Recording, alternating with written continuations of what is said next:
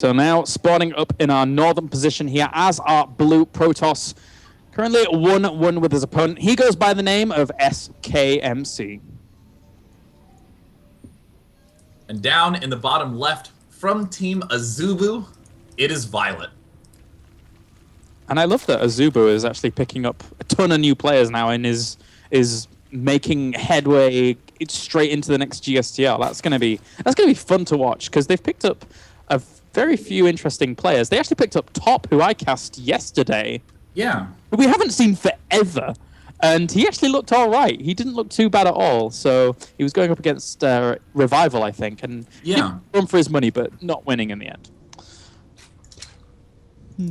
I mean, I will say that the Team AZUBU roster was strong with just viOLet, and I'm thrilled to see it. True. Improving as well. So, the usual early scout, and of course, this is such a concern for Protoss players, the fact that all their stuff will be spotted at the start. So a lot of Protoss players like to go straight for air or go straight for the observer to kill it off right at the beginning of the game. Yeah. It's a very, very good point. As for now, we have MC just darting around, having a little bit of a look and see what's happening. We'll see the spawning pool right now. And meanwhile, back at home, not really much going on. Again, it's that blind cast. We can say he's probably going to go for a Forge and then probably going to go for a Nexus behind all of this, and etc., etc., etc., to the point where MC's just going to be playing his standard game. Yeah, like this opening. Ooh, this is interesting. MC kind of is really, really consistent with going for this Forge first, even if he sees the opponent going for a delayed pool or an expand of some sort. Most everyone I know would be going for a Nexus first here, but he likes that quite a bit. And there are some all-ins that we've seen him do as off this, but more often MC does a lot of really nice big Blink Stalker attacks in mid-game. Yeah, those big Blink Stalker attacks are just so strong when you can sit behind the kind of micro that MC can actually exploit and show and exhibit. And I mean, viOLet's having a look around. He's seeing pretty much the standard builds, but just coming back to the Immortal Sentry all-in on this map, it's funny because a map that presents itself as a good map for an Immortal Sentry all-in, like this map used to for a long time, also at the third base will give you good architecture on the other side of the map for a good secural of a third. So if you're in the shoes of MC, why not go for that third? Why not macro into it? Because MC can go up against the best of them in terms of ZVP macro. Thus far, MC's just been playing pretty standard from both sides. MC does the usual spot on it. There's really three big timings that you have to worry about as a Zerg. It's 8, 10, and 12 are the big ones. Yeah. There's the 8-minute timing attacks, very fast warp gates. 4 to 6 warp gates attack happen right around then. An 8 warp gate will happen more like 8:15, 8:30, but still, you round that down to 8 to help make me correct. Mm-hmm. And then the 10-minute timing pushes would be the 2 base attacks, like the Immortal Sentry all-in. There's an Immortal Colossus Sentry all-in, Colossus Stalker all-ins, like what Squirtle does against Terran. That also happens at 10 minutes. Or the Expand will happen at 8 or 10. And then, of course, there's the 12-minute timing attacks that sort of follow that up, which are more of the going for the Expand and then trying to do a swift push around 12 minutes. A lot of those Blink Stalker follow-ups I was mentioning do hit around 12 to 13. So as a result of this, the Zerg has these nice little time periods where he can say, all right, at 7 minutes, I need to check what's going on. Oh, he's not doing anything. I'm safe until 10. And he's expanding. I'm safe until 12. And it's really important to know those timings as Zergy. And actually, now that we were speaking about all the variations that actually can occur in this matchup, we actually have a Twilight Council position so far at the back that I'm personally still a believer of that positioning being Dark Shrine, but there is a massive potential for that to be Blink as well. I would love the Dark Shrine. Yep. It makes the most sense in this position. Especially given his economy, he hasn't built any sentries. Oh, please. Please go for a Dark Shrine. Ooh. At any time, Dark Shrine. I like that one. I like that one. Anytime Dark Shrine, I love it. Especially in HOTS when it's super cheap. Yeah, yeah. That's, of course, where the saying originated. 100 Dark Shrine, at any time Dark Shrine. Oh, yes. Nice. We're seeing the standard play out of viOLet. Scripted, standard, oh so effective.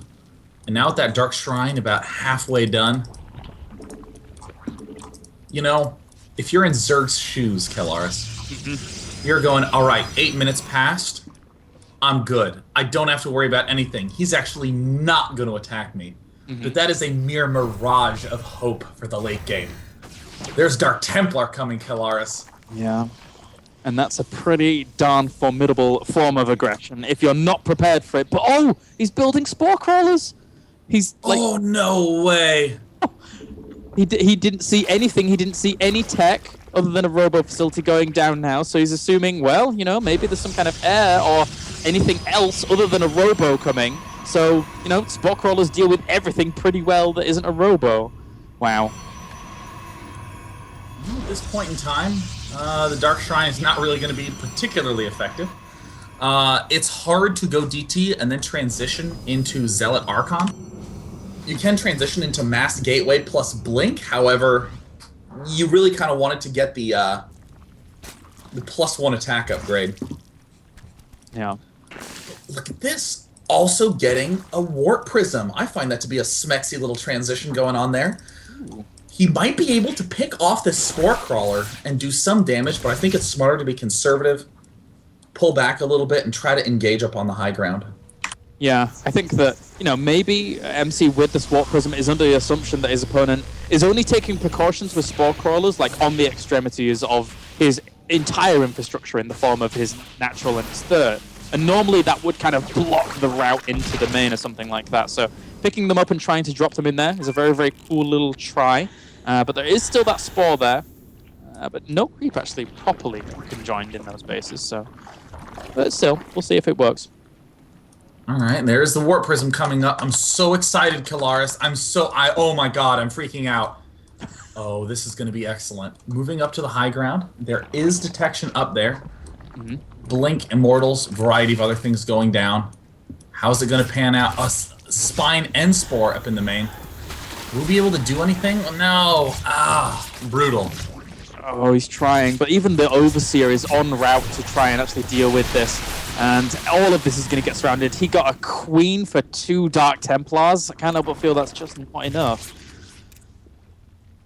Yeah, this has not been a good series of exchanges. I mean, now we even have viOLet gooping up the 4th base. Oh, and he has Burrow as well. So you could easily burrow that one Zergling there if he wanted to, but it does end up dying off. So the Overlord will die. But in turn, viOLet moving out to the middle of the map now with a few Roaches and Zerglings, trying to find a little bit of an opening. He saw his opponent's army, so he knows what he would have to contend against if he got aggressive, but he just wants to continue to hold the middle of the map every time. Yeah, this is a comfortable spot to be in as viOLet. You already have a reasonable army for pushes. You've held off virtually everything. You're already getting the infestors up. This is traditionally where we do see a push from viOLet. Some sort of assault at the 3rd base, especially given that MC is sort of like screwed himself over tech-wise, going DT Warp Prism without really being able to do much of anything. The Warp Prism is still out on the map, hanging out by that Zel Naga watchtower. Was that an attempt at British? Or... No, that was my attempt to rhyme, Kellaris, and I succeeded beyond any reasonable doubt. Okay. I am guilty of success. You are with this rhyming, I must admit. It's been pretty impressive. So, anyway, for now, we have MC still gearing up, trying to find his 3rd, and he has a pretty sizable army, actually, now that I look at it. Good control with sentries on the chokes that could be exploited there. And for now, though, the Hive and the Spire are morphing in, so viOLet is sticking true and tested to the very, very standard builds of this matchup, and this can be really scary for MC to deal with in the position he finds himself in. Oh, the wall of spine crawlers going up. It's so difficult to pierce through. that pack of units over for viOLet on the left side, constantly threatening that expansion. MC's kind of pinned down, needs to either wait until he has an enormous Blink Stalker force, which it looks kind of like he wants to be doing. And, oh, there he goes.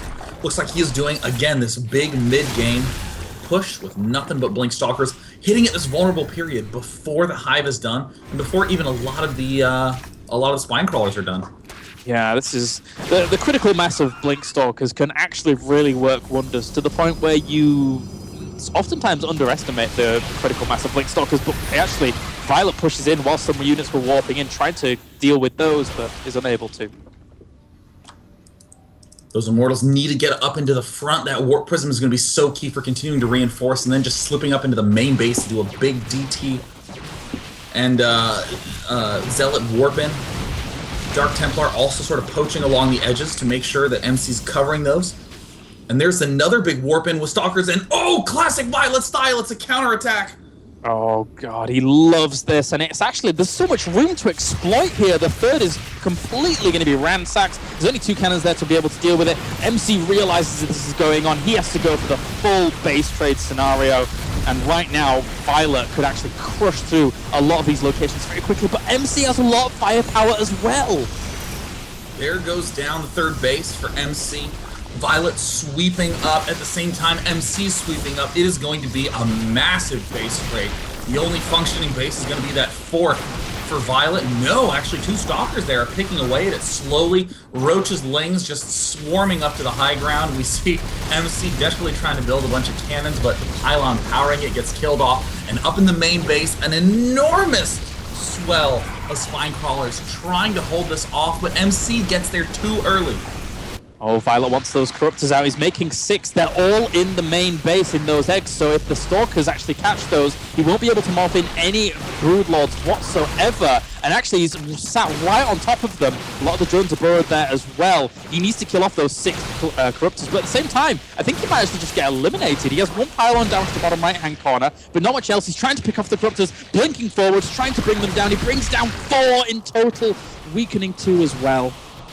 Oh gosh, that would have been pivotal to have a few extra Broodlords in that force, just due to the fact that they're just such valuable units. But right now, viOLet seems to have figured out the correct way to deal with timing attacks, and that's to just go freaking kill them.